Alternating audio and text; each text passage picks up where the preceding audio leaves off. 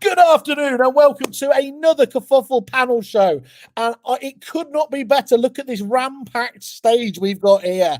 We've got a load of lovely people and myself here today to talk about Sortmove and the state of the marketplace and everything else. And to do that, I'm going to introduce the lovely Louise. And I would point out, I'm not ignoring the rest of you when I say lovely, but she's on the show so often that she insists I put lovely in front of that. So, Louise, would you mind just introducing yourself? Just a brief explanation where you're from and what you do. Sure. My name's Louise Moss. That was Louise Jeffries, and I got married. And I am the commercial director of SDL Auctions.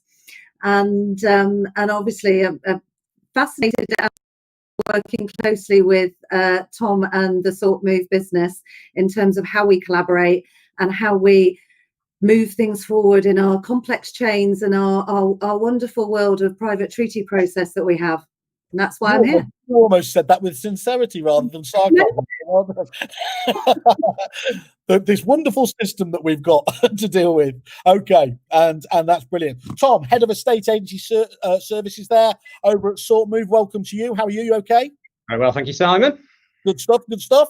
We've got Laura Birkinshaw as well, head of legal practices. Say hello. Hiya. Good stuff. Stephanie Walker, and I like this one particularly, Steph. Operations director of a new startup brand coming soon. You know how to Being all coy with you. Proper clickbait, that is. Okay, we'll watch this space. Maybe that's another Kerfuffle exclusive down the line, but we're not going to worry about that too much now. Thank you again for joining us here, and Liana Laporto, director of Laporto Property, president-elect of Property Mark. Now you've embarrassed me, Ella. I've come out with my smeggy top now, and I didn't realise we had proper royalty on the show here. Oh, thank you very much. Thank you for joining us here today. It really is very, very appreciated. It's my pleasure. Thank you. Happy to be here. Excellent. Good stuff. Look, the title of today, Fast Start, Sort Fast. Love it. Tom, explain to us a little bit more about what this whole proposition is and what the problem is you're trying to fix. Absolutely. Yeah, thanks, Simon. So, we had this penciled in for today to launch Fast Start, and that's what I'm going to talk about for the next 5 minutes. But given, a lot of rhetoric and talk that's occurring in our marketplace right now about the direction of travel, about the estate agency industry and all the connecting suppliers and what they're doing, thought there's a great opportunity to actually get some key figures together. And talk about those wider issues. So Fast Start is one of the first things that I wanted to get live with Sortmove, and we've got a lot of other digital innovations in our roadmap that we're going to be working on through 2021 and beyond. But Fast Start is designed to get sellers sale ready, essentially. Agents are very, very good at the back end of transactions that sprint into the line to exchange and completion. What we wanted to address is actually how can we streamline what happens in the first 3 or 4 weeks of a sale transaction, and that's what Fast Start is designed to do. So we get sellers sale ready. We get them to complete protocol documents online. We're integrated with land registry, so we get the title plan register. We do live verification ID checks and AML, which, by the way, can address agents' compliance issues and not actually have to do that at their own expense if they get clients to agree to Fast Start at the beginning. And they've also got a document uploader area as well, so any certificates, guarantees. So we can get that neatly packaged, and what that means is the client gets that sorted, and they can do so on our platform easily within a 2-hour window, which means that we can issue that electronically to a nominated law firm, and then they can get contracts issued pretty much the same day to the other side, rather than a classic instruction scenario on a day a sale is agreed, where it goes across to a law firm. It might take a day or two for somebody to pick that up. Then they're packaging that together, sending out paperwork in the post. It could be a week before a client receives that. They then leave it till the following weekend. And before you know it, 3 or 4 weeks passes before a law firm's even got any meaningful information back from the client. So that's why we're looking to address that. That will bring down pipeline turn rates. And it will also reduce fall through percentages as well, because I've seen this before in a past life, where if we're giving good assurances to clients on both sides, they're less likely to think either of the other is delaying anything for any unnecessary reason. So if they've got visibility on things occurring at the right time, they're content that the transaction's moving forward. Excellent. So this is, as it says on the tin, the best possible start to ensure that, obviously, people will know how stodgy pipelines are at the moment. This is just such a massive issue, obviously, there. I mean, forgive me if I'm getting the actual number wrong, but isn't it hitting sort of 140, 150 days, something like that at the moment? Yeah, it is, and I think the trouble and the challenge with that is that clients don't think it takes that long. Clients think isn't it 6 weeks, isn't it 8 weeks, and maybe that's because the last time they moved 15 years ago it was 6 to 8 weeks. And perhaps that's what they remember. Why we're in 2020 with all the tech advancements that we've got in the industry. Are we talking about it being 5 months or so? Is obviously up for debate. Okay. And Park your here today. I can see you getting angry there. Yeah, we know it should all work better, and we're gonna come up with all the solutions later on as to what that makes done. But you're absolutely right. I was reading out on the podcast on Sunday with my peer, Mr. Mintz, and we were talking about that 25% of the public believe that, and this is from literally listing the property to actually getting the keys, is in it under a month. I mean, that level of, that distance in terms of reality is staggering, and it's not hard to see why agents get so much of the flack, is it, when they're starting up such a poor starting position in terms of knowledge? Yeah, absolutely. I mean, we have. So I know that you've got a video, but I think that might be best just leaving the link for that. Okay. At the end, but part of the content that we've got in that video actually is because we've just come out of beta test, closed beta, we're now in open beta for Fast Start.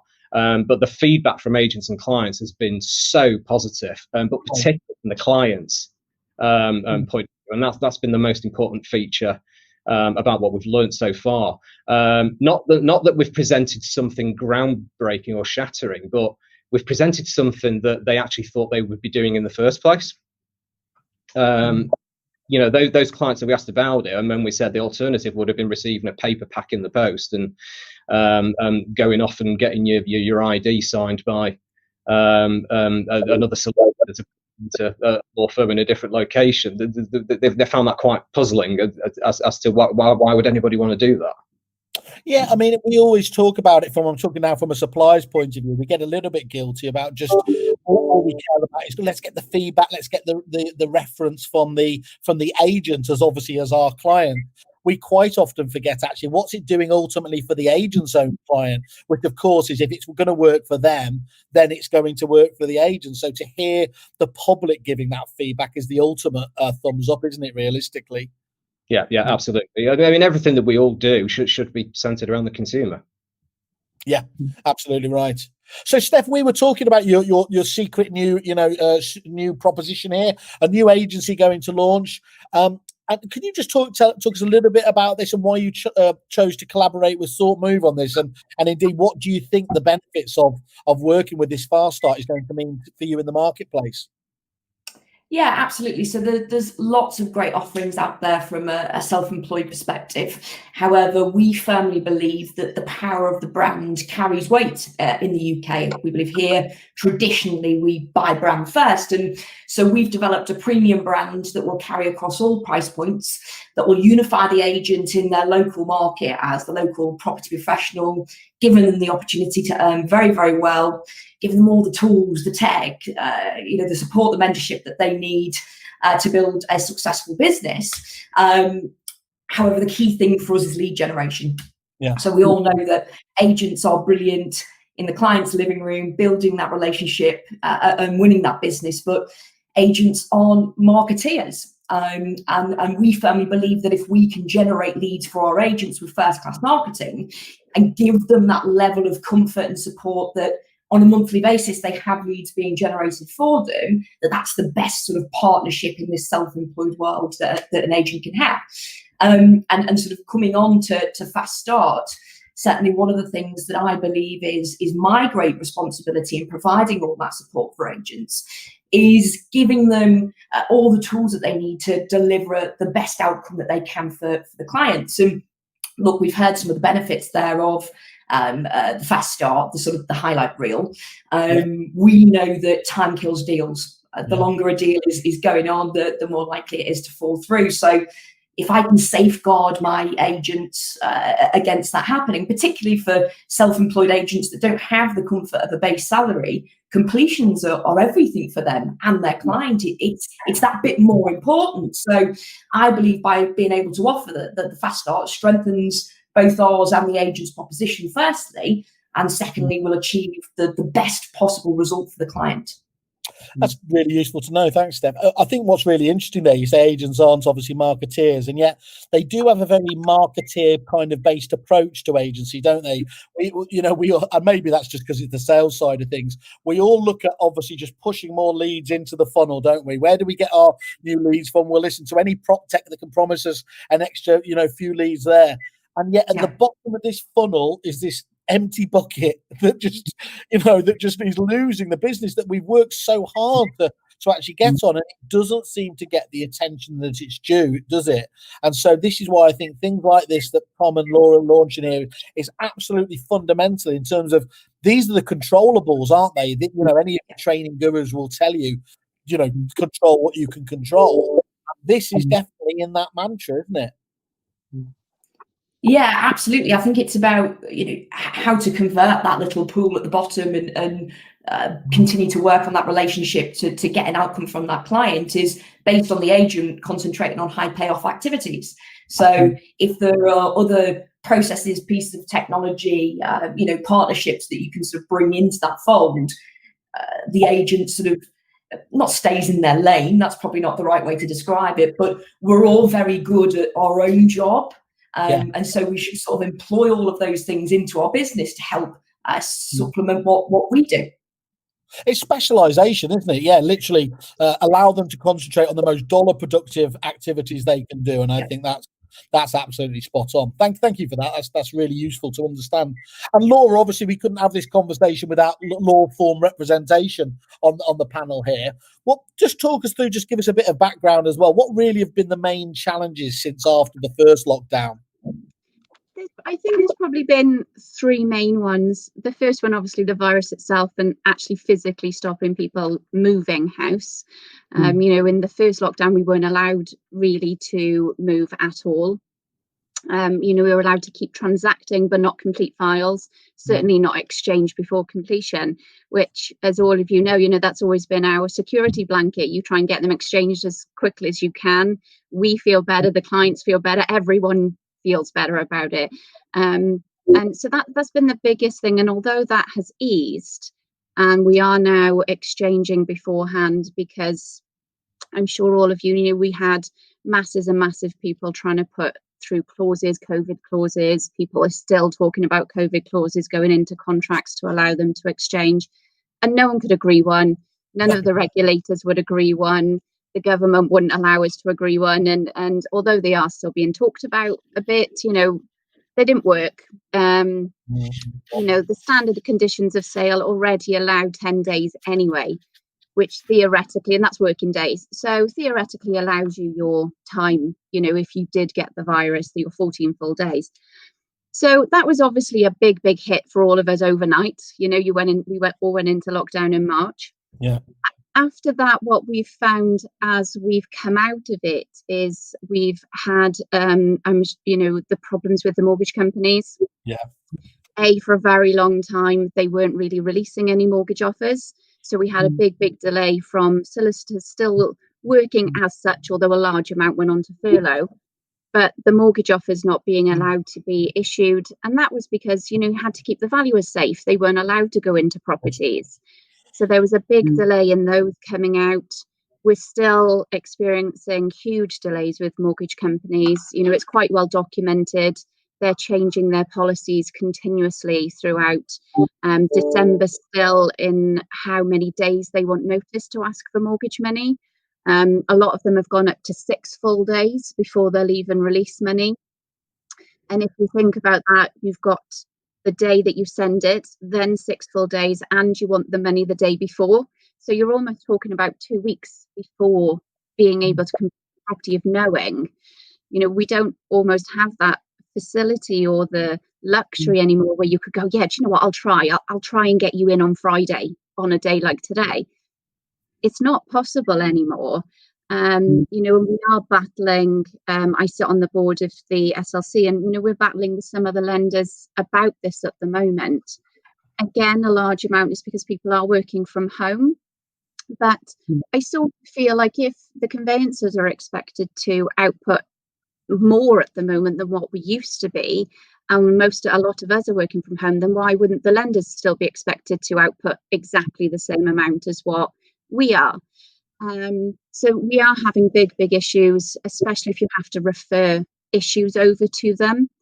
Obviously, everyone knows this big ground rent issue that keeps coming up on freehold properties. Yeah.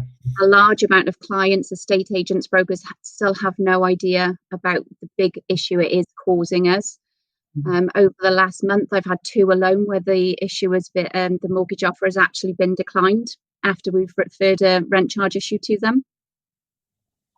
So we are experiencing big problems where even after the offer's been issued, we're having to go back and facing an offer being pulled, which is awful for the clients, because normally by that time we're probably legally ready to go.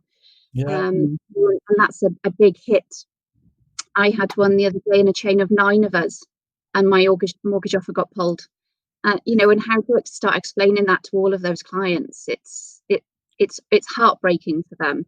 It really is, isn't it? There's a very human dimension to all of this, which obviously sometimes gets lost. It does. And I think one of the next biggest thing that we're experiencing is searches. You know, searches are so delayed in certain areas. As you know, places like Hackney still aren't open at all. You can't get a personal search. The office just isn't open. They're now saying nothing will get done until after the stamp duty holiday already. So we won't get searches at all before the end of March. You know, and Laura, so how will Fast Start then help the kind of conveyancing community and help to obviously help these early progression of sales? I think the reason it'll help, and like Tom rightly said, it's not a new thing. You know, there's no one going out and saying that this is a new idea that Sortmove have had. But I think we are trying maybe a second, third, fourth iteration of what I know, and this is probably a swear word for quite a lot of people, the hips pack. But you know, it's almost, if you think about it, the idea behind it is that you were pre-forwarding all of that information. Yeah. And a lot of solicitors, you know, I'm sure you will remember back in 2005, 2006, we fought it quite dramatically. Solicitors just don't like change. We don't like it. But the idea behind it, as Tom rightly said, is to support that client in enabling them to get all of that pack written, delivered, and provided to their solicitor within, you know, ideally 24 hours. You know, that will allow us, and with the slight difference with the Fast Start is we get the land registry as well straight away. It allows us to be able to issue immediately on receipt of those documents. We are in the beta test with Tom, and we did one the other day, and I think from, obviously it was a new one, you know, we were testing it, but from the client sending it, I think it was 2 hours before we issued the contract pack. And don't get me wrong, that's not going to happen most of the time, because we were waiting for it to come in and we issued straight away. But I think going back to the prop tech, if you have the right prop tech and you have the right system in place, then actually we could provide that and support that a lot better if what we're getting in is of a better standard. You know, the AML is already done, the CREDAS is done. We often fight for weeks to get clients to send their ID to us, and I understand it's difficult nowadays, isn't it, to get that certified or you know, all of those sorts of things. And there's a lot of prop tech now enabling us to do that without those clients seeing anyone, which is perfect. I do think if we can get packs sent to us much quicker, you know, most of you will be aware of the BASPI that they're trying to put forward. So it's, you know, probably another iteration of that. I think if HIPS would have carried on 15 years ago and we'd have put the full logbooks in place then, I do think conveyancing would be a much different place now. You know, if we could have had 15 years of logbooks now, really this big issue that we're having with searches might not have been as big a issue, because we'd have our backlog of fences, building regs, planning permission. We'd have the old local searches we could rely on, and then feel a bit better about taking out indemnity insurance. So that's like the estate agency version of chicken used to taste of chicken back then, isn't it? If we'd stop with it. But there was a lot of people who were saying the devil was in the detail with HIPS, wasn't there? That it shouldn't have been thrown out completely. And maybe it's a bit of you be careful of what you wish for. As much as anything here, isn't it? So we can see this, but that does show what technology can deliver in terms of helping with transparency of information where available, doesn't it? I mean, we aren't, we genuinely aren't talking about building a nuclear submarine or anything here, are we? We're talking about sharing the information between relevant parties who should all be digitally enabled these days. And I know it's not as simple as that, but it certainly shouldn't be the challenge that it is now. So again, look, we've got to thank any initiative that tries to obviously stop these issues that are happening there. Okay, Laura, thank you for that for the moment. And Louise, obviously I need to again state my bias. I love auctions and everything else. It should be done much more widely. So this is me saying you don't need to do quite as much. But of course, most people do associate auctions with obviously delivering on speed and certainty and everything else there. Can Fast Start, though, amongst other streamlined processes as well, help to achieve the same levels of assurance with private treaty sales? Yeah, I think it's got to contribute to it. I think the big part of that is that it's educating consumers as well as our agency communities to say there's some real benefits in this, and if we don't know what those pitfalls are, people will shy away from telling them it's going to be 6 months. That's the reality. Nobody really wants to hear the bad news, because inherently we're, as in an agency, you're wanting to sell the dream and sell somebody's house and move on, help them move on. And we know the reality is very different. It's interesting from what we've learned from an auctions point of view, where it absolutely fits into. Obviously, we're selling things with auction conditions which have a different set of expectations. So it's not absolutely. But one of the big things that keeps our sales on track from an auctions point of view is that element of the front end piece that says when another solicitor sees a legal pack, which are the main encompasses of those title deeds and the searches and everybody is as much as you can be proceedable, it just makes the process easier. It's not just the silver bullet. It's coupled with any number of things. But the big thing is actually communicating with customers about what this protects from them. That says, listen, this means that the costs associated with delays are significant, but nobody talks about those. No. Nobody's sort of saying, actually, and we were in a position, we were one of those slightly nutty people, and I've been in property for too long now, but we exchanged and we couldn't complete within 10 days because we had something horrendous happen, and then suddenly you go, oh my god, and I should know better, but I was still in that situation where we ended up having to pay interest on top of that outstanding piece. But that was because of there's so many movable feasts and pieces in this. And like Laura, you've mentioned, the lenders, the impacts that, whether it's the surveying community, whether it's the conveyancers, whether it's the estate agent, but all of it comes down to better communication, because otherwise I call it a journey of disappointment. And unfortunately, the person at the end of that stick is the estate agent. And it's mostly not their fault. Mostly not. They're doing everything they can. And I think that's part of us being more open and upfront about this, to say, look, what are the things that can turn the dial? And it's not just one magic thing, but actually Fast Start can really help that process. And again, we get the other bits right and it all builds into that.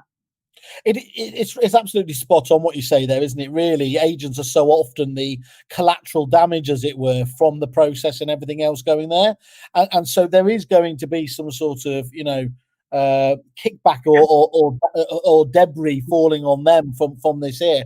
And the only way that they can avoid much of that is to be, you don't have to be brutally honest, but you do need to highlight that obviously that this is the reality with the situation, not least as we're talking about now. There's no point encouraging people about thinking about the stamp duty, everything else, when in large parts of the country, as we've just established, they're not gonna make it unless things change. Okay, thank you for that, Louise. So, Leanna, great, as we said before, to have the Property Mark president-elect on. Obviously, you've got your own agency as well, but we'll come to that next. I'd like to come to you with, obviously, the Property Mark hat on at the moment. Clearly, you've heard, obviously, the guys here talk quite lucidly about, obviously, kind of how fractured the processes, everything else at the moment, and how that inevitably leads to so many stresses across the board, not just from the consumer's point of view, but as Laura was highlighting there, I can well imagine how that impacts on all of her team when they have to deliver this hard information and everything else there. With it taking about 5 months on average to complete a sale once agreed, missing that stamp duty deadline in March that many will be thinking is totally achievable, especially with those misconceptions. What needs to change to try and sort this out? Gosh, it's just unbelievable that the system is still in place nowadays in 2020. It's so archaic, and looking at it, as with National Association of Estate Agents, they've been working on it, especially Simon Wilkinson, and they've come up with the sales toolkit to shorten this process. And in 2019, 200 sales have gone through, and they've managed to shorten the process to 8 weeks. However, this is pretty much, PropTech companies coming up with a solution to make this whole process not such an emotional roller coaster, because it's it's people's lives, it's people. There are so many situations when a chain falls through. We all know how heartbreaking it is to give the news. So for me, it's transparency from the start, having everything out, the property information questionnaire. Take it to the valuation, have all the information up front. If there are any issues that need to be addressed, they can be addressed early on. And you take it, instead of negotiating 3 or 4 times, which I'm sure we've all been in a position that we have had to do.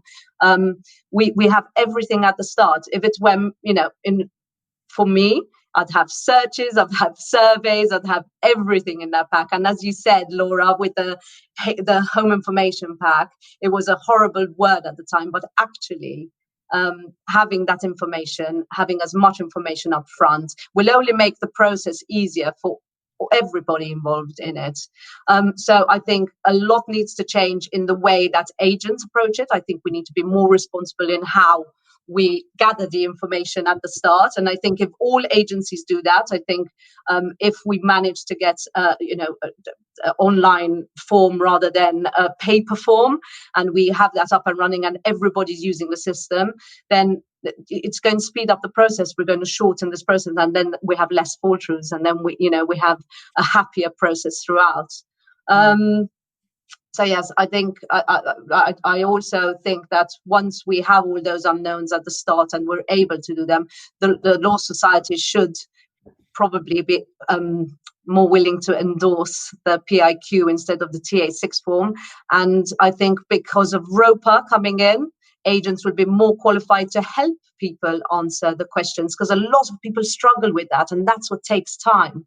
So they'll be able to sit on the sofa, do what they have to do, and do their job to a next level, which will be help them fill those forms that they find difficulty. Sit with your elderly couple and have a cup of tea with them, guide them through that process, and then it's easier for solicitors and easier for everybody throughout the process. So as much information up front as possible, in my view.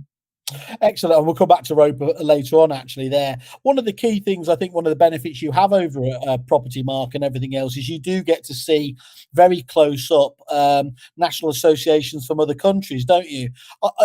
I've been lucky enough to kind of, certainly with the American and the Australian markets, I know them quite well. Do you think it's no coincidence that those countries that have such a better process? Well, Yeah, I Also, mean, also estate agents are perceived as being much more valuable to society. Obviously, famously, it's over here. Normally, you're juggling, you're bounced between sort of politicians, bankers, and everything else there. Then right at the bottom we have prop tech, but that's a separate. That's that. But in America, in particular, you know, realtors are very well respected, aren't they, by the community? yeah, absolutely. I'll go back to my hometown in Malta, and I have it on my bio. It was an shock, absolute shock, to come to the UK, and suddenly, I mean, it was, you know, I started and I'd walk in and say I'm an estate agent, and everybody would go boo. It was just an absolute shock, because I had worked my way up. I was quite proud of being an estate agent. Then I came here, and it was just like, oh my gosh, you know, you're on a completely different level. And it was that really gave me the, you know, the willingness to go out and change the perception of this industry and just make it better. And it is because anybody can do it. And that's why qualification, but also the system is easier. Yes, you're more well regarded because it's an easier process. In Malta, you put a 10% deposit, you do everything after the 3 months after you put your deposit, you go, you know, you delve into all the warts of, so to speak. But I think it's part of the process, but I think the other part, the huge part of it, is the qualification, of course. Of course, absolutely. That makes perfect sense. I think, Tom, you were on the show as well the other day, where you highlighted and burst the bubble of that urban myth of people moving at once every seven years, which of course I'd been using, and again, as I always do, spout that out to anyone that would listen. You made the point, I think it was ZPG had highlighted that actually it's nothing like that. It's on average 17 years on average there. So that, you know, with that level of misconception, you said, because they're not getting involved in this process, anything like what you could deem as regularly, they're not going to understand, are they? They're not going to know the nuances. They're not going to know just over the course of this year how much it's moved and everything else. So they've got to rely heavily on being educated and being guided by the key representatives we have around this panel here on each part of the process. And we go back to it before, they just believe that everything's going to be quicker than before. So transparency and honesty, I think no one's going to disagree, are we? That's got to be one of the center points of everything we're talking about here today. Yeah, absolutely. Great. I mean, Louise, just in terms of everything else, there's been a lot of call. Look, it's not like we've all remained quiet on this, have we? We've called for the government to do everything. And to be fair, you know, I'm not going to let my lefty credentials out here. Governments of all types have not done much to address it at all. They clearly are leaving it up to the private sector to handle and sort this out. With so much talk, though, about collaboration, there does seem to be a real willingness here from the key players in our industry working better together. Do you think that can deliver much better outcomes for everyone? I think it has to. I mean, I know it's, you know, we joke about it, don't we, within our industry, about how many different housing ministers we've had in the last, I don't know how many years. And you know what? I've worked in property specifically for 10 years, and every day I learn something new. And I learn from a conversation I'd have with Laura or Leanna every day. And so we expect consumers who do it once every 17 years to get it. And actually, we expect our politicians to get it. And you know what? A lot of them don't. You know, a lot of them don't actually know the implications of what happens when you're getting a valuation for your mortgage, and, you know, or what the commitments are if you know, haven't exchanged or have exchanged, or, you know, all the fact that actually, you know, it's shocking when you distill it to the fact of, I can offer that process to buy somebody's house, and 6 months down the road, just pull out. It's nuts. And it's that sort of elephant. So I think there's that bit of, don't get me wrong, it's quite tricky. Because if it was easy, that we would have all been prop tech millionaires by now, and we would have found the widget that would have made it better. The thing is, there's not one widget, there's not one solution. So for me, it's pulling those movable parts together and having great collaboration between the different key movers, and that will be the lenders as well as the solicitors, as well as the local authorities, as well as the people who own the properties and the housing associations, and God knows what other movable parts there are. And it's making sure that we also take some of the jargon out of it. And I know I'm the world's worst for it, because we talk about this all the time because it's our language. But I'm amazed, even, with estate agents today, and again, I think ROPA will help that as well, is that we assume that, and also when, you're young and salesy, you don't want to make out that you don't really know what you don't know. Nobody wants to put their hands up and say, I don't really know what's going to happen if, why wouldn't you just exchange? No, it's fine. You've got an AIP, you can crack on, nobody, somebody doesn't know what an AIP is. They don't, that's the thing. We talk about this language of going, or people think that a survey is going to tell them something about their property. It's not. It's for the lender. You just get to pay for it. There's so many pieces that we've got to take the responsibility on of starting to educate it. But to be fair, it's not easy. So I think the people that know of coming together and actually finding the best way through, nothing will be perfect, but I think we'd all take better over perfect at the moment. And I think demystifying is a key thing, isn't it? Genuinely, is you talk to people about, and we're just even something as basic as chains, just getting that concept across to vendors and everything else, and why it's important, and the idea that somebody else can affect theirs. They understand it kind of probably one up, one down, don't they? But you start getting into these complicated ones, and they haven't got a Scooby-Doo, to be honest. And you're quite right about the housing ministers. My analogy with them at the moment is as many housing ministers as I'm having substantial meals. So that's quite a lot at the moment in terms of where we're going. And Tom, you're obviously talking to a load of different agents on a daily basis. I'd imagine your colleagues at Sort Refer do the same with your mortgage broker networks. Is that right? Yeah, absolutely. And the feelings on both sides are that they're all absolutely shattered and knackered. At the minute, they were forced into having a bit of breathing time, a bit of thinking time in first lockdown, and I think a lot of people appreciated that. Actually, as horrible as this virus has been and the impact that it's had, I think a lot of people have actually been a little bit thankful for a bit of break and play, so they can do a bit of self-reflection and a bit of soul searching about actually what they want out of this, because they love this industry. It's a highly addictive industry, but they don't want to carry on the way it is right now. And the amount of sales progression, the time that they have to spend on sales progression, it's at least 2/3 of their working time is spent on progressing sales at the moment, and it shouldn't be like that. The salespeople, they want the process to be slick. They want it to be assured. They want to know, right, these are the circumstances on this matter. I can confidently say that X, Y, and Z points are going to happen, and then we'll get to exchange and completion. But it's just so unpredictable still at the moment. And as Laura will testify as well, we're not talking about normal timeframes in the day that people are working. I check in on our platform and I see conveyancers putting notes on at gone 10 o'clock at night, knowing that they probably work between 7 and 7 on that day already. It's just nobody likes how it is like now, what it's like now. Nobody asked for it, nobody wanted it. Everybody wants it to change and improve. So you think it's fine, it's not talk. It's probably, this is the moment. If anything's going to change, it's going to be now. It's got to be. It absolutely got to be. We should not be talking about 5 months on average in 2020 at all. No, insanity, absolutely insanity. And let's just go back to Law on that basis. Inevitably, with that part of the Kerfuffle show where I talk about my favourite company, Just Eat or Deliveroo, and I try and draw a tenuous analogy with what's happening here.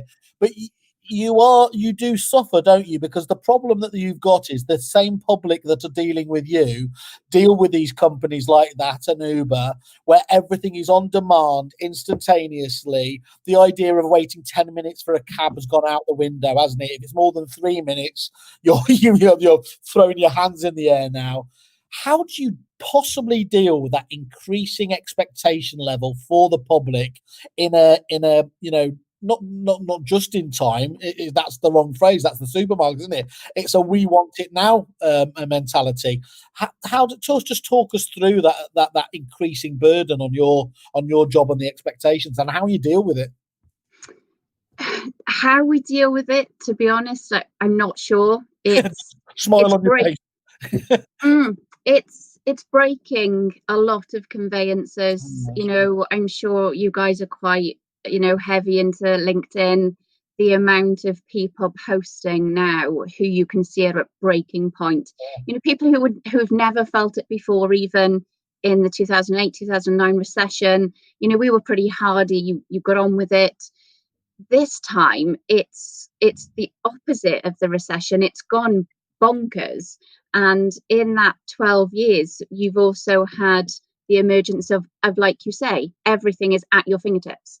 Email is instant. And although we already had email, it was almost still like things that it sort of was used, not, commonplace. There's so many things now. People expect you to be able to instantly reply to their email. And if you don't, and it doesn't matter whether you then reply in 2 hours, that isn't good enough. We've put an auto reply to ask people to give us 48 hours to reply. And the amount of clients who've simply just come back to me and said, no, that I'm not prepared to do that. And they're not lying about it. They're just simply saying no. And I'm saying that in actually the politest terms, because that isn't how people are responding to us. We'll have an X-rated show where with GDPR you could talk us through some of those responses, because that explains. I was gonna be a bit negative about the British public there, but you've tried to do your best. You've done the autoresponder to set expectations, and that somehow has riled enough of these people to say, "Not on my watch. I want and demand better because I'm the customer." That phrase, "the customer's always right," has a lot to answer for, doesn't it? Yeah, and I think you're all right. There's a lot of things, isn't there? There's setting expectations, there's demystifying the process. At the beginning, I don't think we're setting anyone's expectations very well. We haven't, and I don't mean just the legal side, the whole of the profession, I don't think has really publicised how long it now takes to get through a transaction and why. And I think the why is because none of us really know why it's taken more than double what it used to 10 years ago. We can't figure it out ourselves. So we don't know what to say out to the public. We don't know how to say to them, no, in a nice way. I'm trying to get our staff to say no. And that isn't met very well, of course. But, it's how you say no and how you explain why you can't do that. But, we are still coming across, unfortunately, a lot of estate agents, a lot of mortgage brokers still saying to our clients, it's 6 to 8 weeks. And that's, how do we then come back from that when that is already set at the beginning?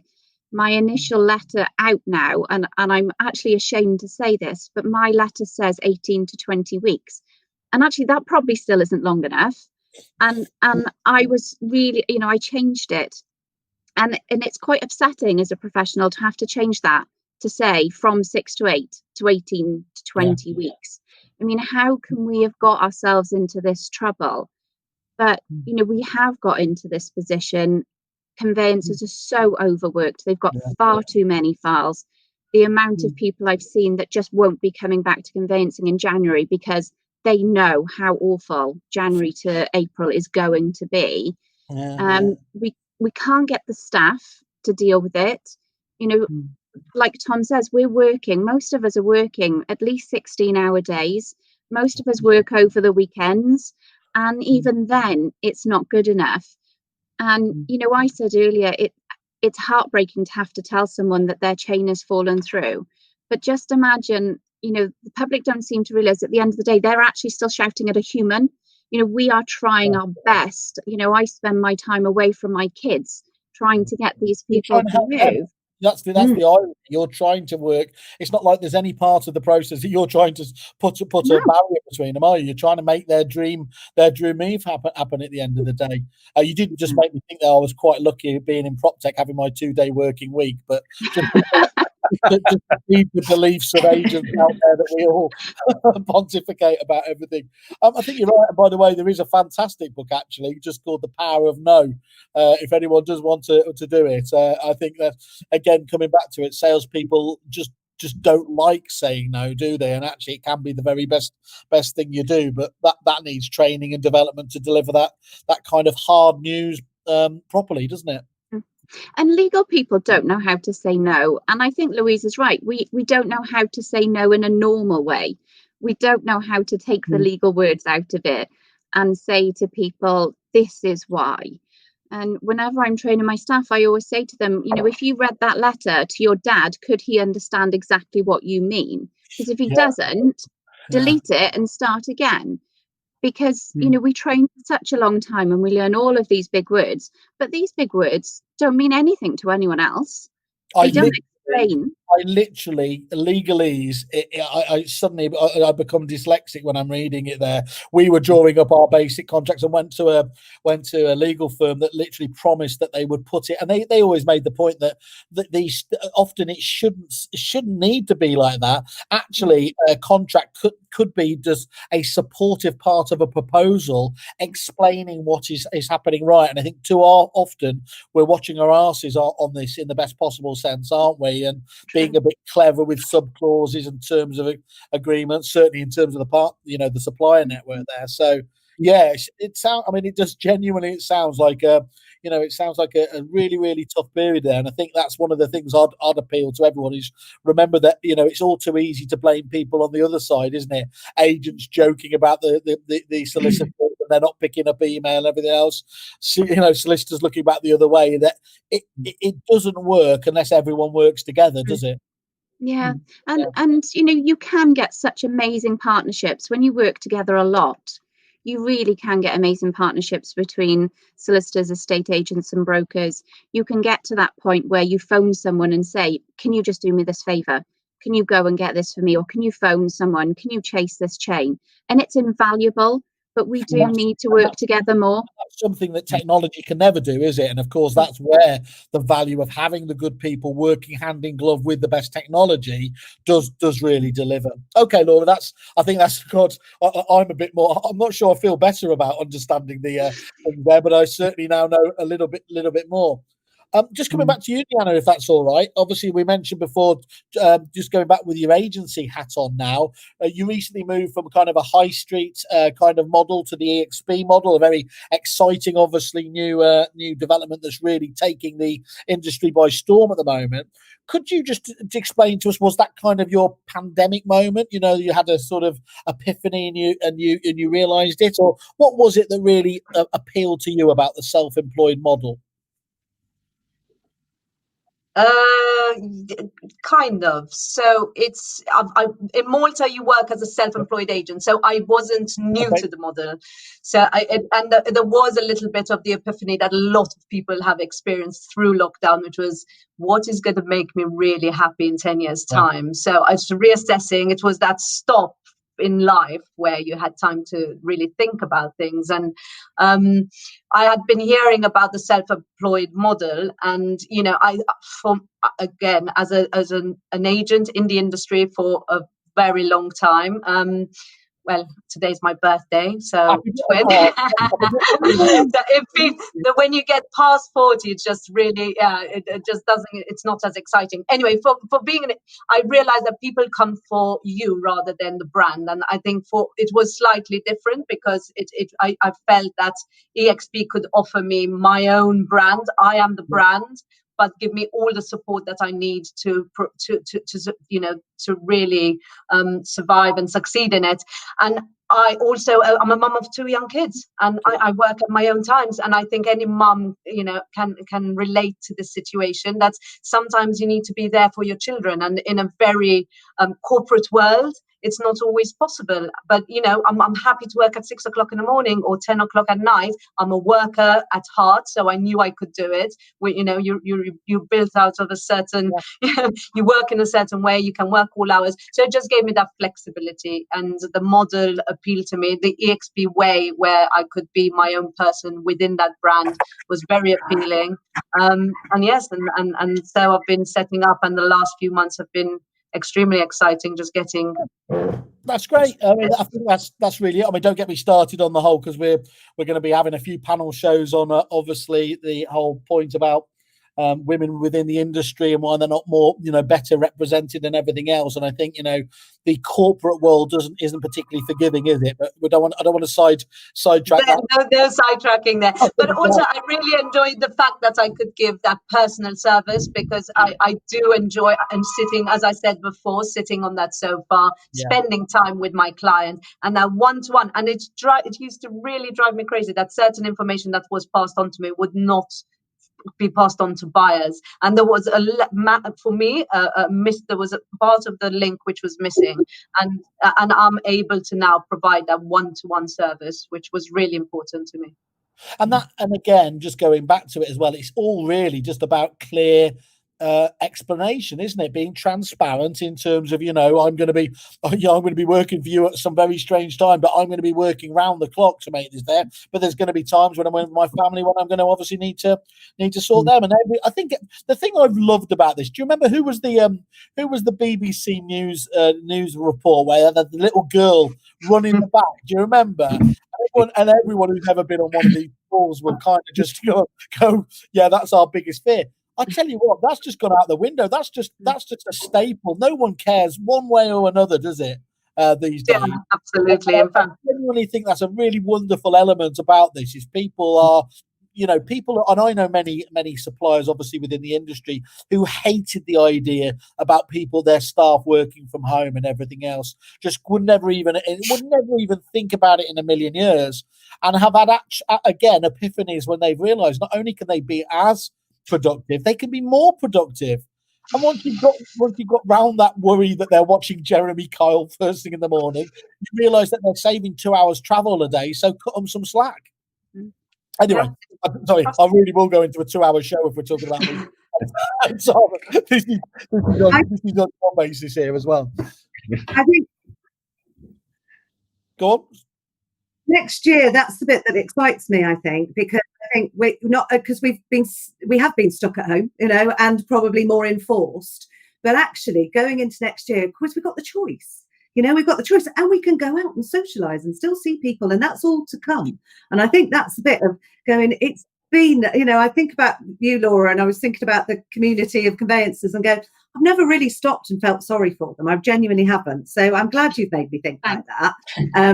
I think I know it has. And you know what? We've all done bloody brilliantly, really. And actually, the choices that we now have as business people, men, women, or whatever, to be more connected with our families or spend less time traveling and do the moments and the touch points. It's like tech. Tech is brilliant only if you've got supported by brilliant people, Yeah, it's absolutely right. That's the bit.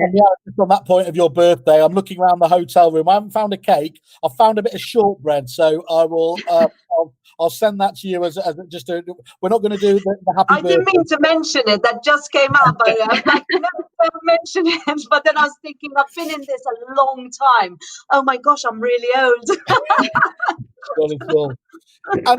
And from your point of view, just like Leanna, you've seen the advantage. You've worked in both independent, you've worked in corporate. That took you to Purple Bricks. That led itself quite excitingly over to the States, where, of course, this model is absolutely prevalent there. And again, your new business is going to be very much in that self-employed in that space. It's obviously seemingly growing in popularity over here. Is this the future, you think, of real estate in the UK? And again, I suppose, what were your key learnings from that time in America? So on your first question, I think it's a great question. And yes, I absolutely believe the future of UK real estate is in the self-employed agency space. And I believe that because if you, the agent, are taking care of that transaction from start to finish, you should earn the majority of the commission. And as Leanne pointed out, other countries, most countries across the globe actually operate in that way. So, why would we do it any differently? And I think if I was an agent who backed myself, I backed my work ethic, I believed I could go out there to win business, then I wouldn't not consider it. That's not to say there doesn't need to be more seats at the table for different types of models, but I suppose we've got the onliners who have reached that sort of 5 to 6% market share. So what that tells us is 95% of the sellers out there and potentially buyers want a more traditional offering. Yeah. But what COVID has shown us is that we don't need to be sat in an office on the high street to sell homes. We've all probably sat there running branches, offices in the past. You look at your P&L, and at the very bottom is staff, rents, rates, and utilities, and that's a very big sort of cost centre. So if we can create the ability for people to transact, agents to offer the ability to transact virtually from the comfort of their own home and earn very well from it, that for me is 100% the future. Learnings from the US. I'll try not to waffle on too long, but I think it sort of starts with thinking about what we should and shouldn't perhaps implement here, and understanding that realtors have the opportunity in most markets across the States to earn 6% of the deal, 3% either side of the transaction, and you can double end. Obviously, in order to do that, though, they have to get a real estate license, and every single year there's continuous education to keep that license. So for that, 5 or 6%, not only is there some more regulation there, but it probably takes them 4 or 5 times longer to service a listing. And then in a lot of the states, in a lot of the real estate markets, actually the liability lies with the agent. They are doing the contracts, the paperwork, the broker of the entire deal. Whereas here, obviously, that liability lies with the conveyancers. And I'm not saying take all of that liability away from conveyancers and give it to UK estate agents. But what I do think, and we've all sort of kind of touched on that through this conversation, is that if agents themselves are better informed, if they have a clearer process to follow, if there's some minimum requirements to become an agent and walk somebody through that, it's the largest financial situation that most people will ever find themselves in, and it's also their home, which is equal to the finance side of things. So I think definitely if there's some more accountability on the agent side, it will help with all of those things and all of the sort of problems we've mentioned today. And I think just going back to that potential to earn 6% from a deal, it meant I lived in a city called Irvine in Orange County. Average house price $900K. So 6% on that deal, that's a $55,000 paycheck. Which even if you only represent one side, that's 27 grand. So I think those earnings are just so far apart from us here in terms of agents generally are going to charge 1% to 1.5%. So there's one piece of the US realtor model that I personally and certainly my business partners and I don't think should be replicated, and that's the kind of team scenario. Okay. So if you have a team or a brokerage in that sense, and then you're sat under a brand, be it a customer facing brand or you develop your own brand within that, let's say you're earning 70%, but the team earns 60 and you take that 10 back. Well, when there's 55 grand in a paycheck, your 10% of that is a pretty decent cut. And therefore you've got lots of time to spend mentoring that agent that you bring on under you. But a tiny slice of 1% of a home sale, that for me, there's not enough skin in the game there to devote a whole load of time to mentoring that agent. Right. You'd have to have a ton of agents to make that really worth your while. And then you wouldn't have enough time to mentor those agents. And also you don't have time to do your own deal. So I think I sort of alluded to it earlier. I think, to really make that self-employed model work here in the UK, it's about allowing agents to focus on that high payoff activity, and that's building relationships with sellers, with buyers, and selling homes, and making sure that all the other sort of cogs in the machine are being dealt with by experts in that field. I think that's really interesting. And I'm assuming as well the whole MLS side of things, obviously sharing that's a massive dynamic of that market as well, isn't it? Yeah, it's funny because I know there's lots of talks amongst people here that want to bring an MLS to the UK, and it sounds fantastic, but realtors hate the MLS. They absolutely despise it. What you're for again, isn't it? Yeah, and I think it is better the devil you know than the devil you don't. But certainly from the realtors that I know, and I have many friends still over in the States that constantly send me pictures of them sipping a beer by the pool under a palm tree, which is fantastic. But I'm not sure MLS is the sort of the pinnacle of how we saw our system out here. Okay. That's really, really interesting to know. And look, you mentioned there in terms of obviously, the licensing and regulation. So leads me perfectly on to the next question. This is an open question, really. But do we think that ROPA will help to create a better industry for all? Anyone can jump in on this if they are so inclined. Well, I don't mind starting on that one, Simon. And I was a bit gutted actually because I'd ordered a new Christmas jumper. And I was hoping it was going to arrive for today. It was an NHS one. Half the top was going to go to them, and coming from Trafford, and I'm incredibly proud of that institution. Yeah. But this leads back to that being the professional and being regulated, being that consultant, because I've had 3 or 4 small operations in the past, all under the NHS. And what I remember from each one of those is the consultant going through the whole process and the procedure. But as we've talked about a little bit already today, we haven't just, they don't just talk about what the positive outcome is. They also talk about what the risk might be of that operation. You've got to be fully aware of what you get yourself into. And I think that's where we do fall down in estate agency, because a lot of the time it is just that gleam and shine of, you've got a great house, it will sell in no time at all. Which right now is true. We've got properties, literally selling themselves. It's what happens once that deal is agreed, and that's what the consumer doesn't know about. That's what agents have to get better at, and I think ROPA will go a long way to that.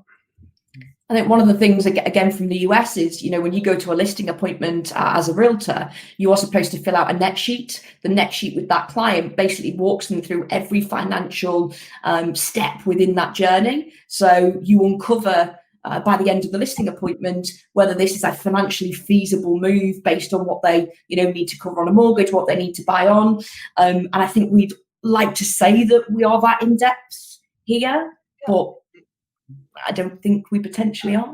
It will create a level playing field too. I mean, and instill consumer confidence. It's not going to be easy to all become qualified. I mean, but as agents, I think it's going to set people apart. It's not going to allow everybody, and not everybody will continue within this industry, but it will really provide a career for people starting out once it's in play. And I think it's a really important part for the UK. Yeah. I think when you look at because the financial services industry went through the same process, and it absolutely did lose a certain cohort of people who weren't prepared to go and do that. And anybody who's done brokerage, CMAP or IFA or stuff exams, it's pretty weighty. The responsibility is very heavy. And I think one of the things that's happened, to Steph's point, when you look at the rest of the world, we don't have the fees available to split an MLS in that environment. And that's why one of the really important things, and it's something that, we talk about all the time, and part of our collaboration with, Sortmove is agents have to do more than one thing as well. So, and actually, for them to have a viable business, they need to monetize those opportunities to help the client. And actually, even if there is a, you know, that upfront cost that they might not want to pay, there's a really good reason that fast start will pay dividends for them and give them a better secure sale. There's a reason that somebody, you know, will need to have a conversation with a mortgage broker before they put an offer in. You know, all of those things that sometimes as estate agents we shy away from. Whereas actually, if you're going to be a helpful agent to those clients, you've got to do those things, because that brings those movable parts in one place and gives you as the agent more control. And again, I think that's something that we've got to sort of look at in the future, bringing those opportunities together, really. And, you know, hopefully this is the start of that, really. Yeah, I think there is a key point here, isn't it? After there was that big race to the bottom in terms of fees, the wonderful thing that profit gives you is options, doesn't it? In terms of, you know, what services you can provide, what training you can deliver. And I'll never forget the first time I saw a Richard Rawlings training session many years ago, and he showed this little for sale sign on a little Addis Ababa. Basically, it was a mud hut, ostensibly. It had for sale 5% fee. It's like sort of even the little mud hut kind of estate agent was getting 5% compared to obviously what we get here. It's a fundamental issue, and hopefully Roper, you know, will raise those standards. Will be able to raise the fees to feel more confident to ask for more, and that has got to be a good thing all round, hasn't it? Yeah. So talking about, let's do wearing a different hat. So we're now the housing minister. You've got probably 7 minutes before you're shuffled into another department. What would you set out to achieve over the next couple of years, which you're not going to be given? So anybody here, what would you do if you were housing minister? I'd like them to look at the regulated the leasehold section as well, the management companies. Obviously, it started going through last year. They've put it through Parliament a few times this year. I think that would massively benefit clients, chains. They have put forward the how long people have, so how long management companies have to actually respond to inquiries, and also very importantly for clients, how much they can charge. You know, there are extortionate fees with, you know, we had £450 just to draft a 2-page document the other day. I think if that regulation can go through along with Roper, you know, I think to start regulating all of the supporting people around the conveyancing process, because I think sometimes, you know, people forget how long it takes a conveyancer to qualify. You know, we are qualified. It takes us years to do our job. And I think if we could get the supporting services around that also qualified, then we can, as a whole and as a group, go out and say, do you know what? We all know what we're doing. We're all working together. And we can all, as you so rightly said, push our fees up, because we've done the same. We've raced to the bottom and we get pennies now for a qualified person to do a job, which is why we have to take on so many files. But for me, one of the biggest things, you know, I think for a large amount of our side, you know, talking from the conveyancer side, would be to get the management companies all regulated. Yeah. Well, Laura, unfortunately, I've got to tell you, that sounds so obvious, so logical. It's not going to be adopted. So sorry, you've messed up there by really making a really, really good point. Anybody else want to throw that? I think for me, it's real time searches. That would be fabulous. And obviously licensing and regulation. But yeah, imagine having everything there just at the click of a button. I could genuinely see the smile on your face. That would be your best birthday present. Shorten this process. Excellent. Anybody else? Housing minister dreams, fantasy football housing minister. I think it's that transparency, isn't it? You know, it's about being really transparent. I know, you know, auctions sometimes, you know, when you look at people find out about special conditions and things like that. So again, we're really trying to push that. But sometimes you feel a bit lonely because, you know, if there are other businesses not being that transparent, whereas if there is that level playing field of going, you know what, everybody can do this, but you have to do it this way, and you have to play by the same set of rules, then the cream rises and people will engage with people that they trust. And that's what we need to do, is build trust, and be upfront about the way we interact and the work, what we're doing to help clients. Because that's the point. All of us are coming at this from the point of going, people don't know. That people don't know what, people. So genuinely, you can wake up tomorrow and be an estate agent. All of us would probably say, is that okay? Probably not. We can sit there and go, oh, I can't believe that conveyance has taken that long. And they've got a law degree, that, and all of those movable parts, when you look at surveying, I think it's great that ASOP's RICS has been accepted, and we're trying to make it more accessible for people to become experts in their field. But the point is, it's not worked, estate agents being all things to all people. It's not worked, and they're not. They can't be. It's an impossibility. It's jack of all trades, isn't it? How could you possibly ever? Yeah. So play to your strengths, play to the fact that I care about the person's, requirements and outcome, whether that's to sell a house or to buy a house or to move on positively, negatively, whatever those circumstances are. Play to those strengths of going, you should be brilliant at relationships, and you can plug in the expertise around you and get the right network of support. But you've got to have a minimum entry level as well that says, let's at least be professionals about this, because that will raise the bar for everybody, really. Excellent. Well, look, that's my pitch for the job. One thing we've achieved here today is you are all record breakers, because this is now officially the longest Kerfuffle webinar, which I think shows.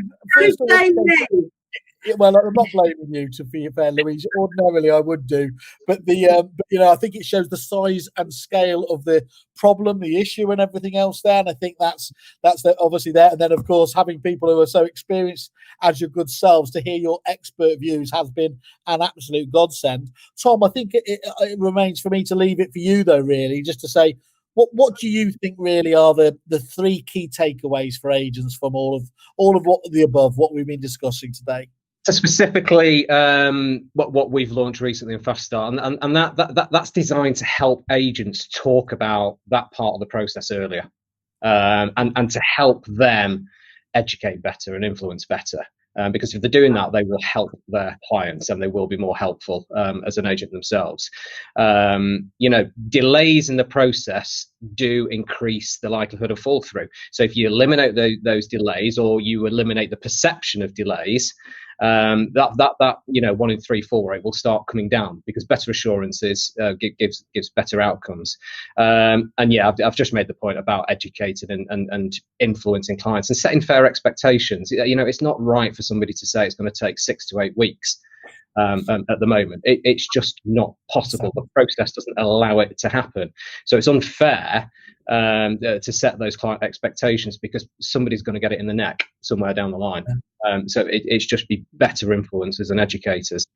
And I guess now what we've talked about, we've all got a collective desire to grab this industry by the neck and give it a real good shake-up.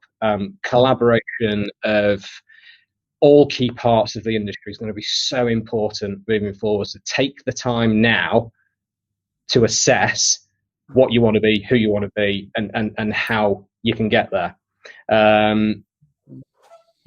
Laura said before about comments banding around on LinkedIn. I see a lot from agents as well. Agents are genuinely fed up. They don't understand as well why it's taken so long. So start talking to key players in the industry.